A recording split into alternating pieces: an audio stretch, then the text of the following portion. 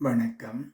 இப்பதிவினை முதற்தடவை பார்ப்பவர்கள் அல்லது ஏற்கனவே பார்க்க தவறியவர்கள் சப்ஸ்கிரைப் பண்ணி பார்க்கும்படி தயவுடன் கேட்டுக்கொள்கிறேன்.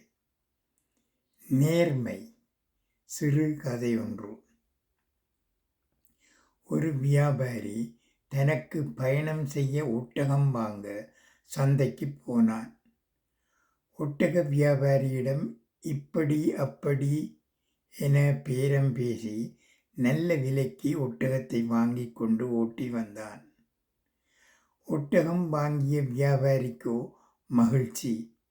நயமான விலையில் நல்ல தரமான ஒட்டகம் கிடைத்தது என்று. வீட்டுக்கு வந்ததும் தன் வேலையாளை அழைத்து ஒட்டகத்தை கொட்டிலில் அடைக்கச் சொன்னான். அதற்கு முன்பாக ஒட்டகத்தின் மேலிருந்த சேணத்தை அவிழ்க்க முயற்சித்தான். அவனால் முடியவில்லை. தன் வேலையாளை அழைத்து ஒட்டகத்தின் சேணத்தை அவிழ்க்கச் சொன்னான். ஒட்டகத்தின் மீதிருந்த சேணத்தை அவிழ்த்த வேலையாள் பொத்தென கீழே விழுவதை கண்டு எடுத்து பார்த்தான். அது ஒரு சிறிய பொக்கிஷப் பை.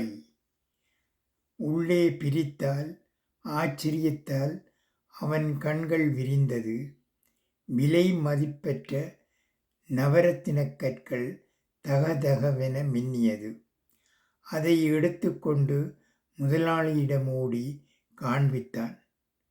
உடனே வியாபாரி அந்த பையை இப்படி கொடு, உடனே அந்த ஒட்டக வியாபாரியிடம் கொடுக்கணும் என்று சொல்லி புறப்பட்டான். பணியாளோ, ஐயா, இது யாருக்கும் தெரியப் போவதில்லை, இது இறைவனின் பரிசு, நீங்களே வைத்து கொண்டால் என்ன என்று வற்புறுத்தினான். வியாபாரியோ ஒத்துக்கொள்ளாமல் புறப்பட்டு போனான்.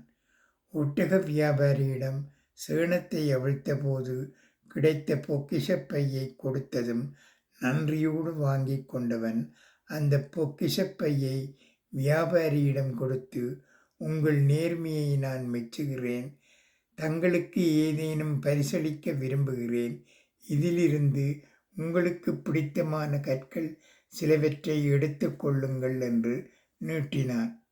அதற்கு அந்த வியாபாரியோ சிரித்து கொண்டே, உங்களிடம் இந்த பொக்கிஷத்தை தரும் முன்பே 2 விலையுயர்ந்த இரத்தினங்களை நான் வைத்து கொண்டேன் என்றான்.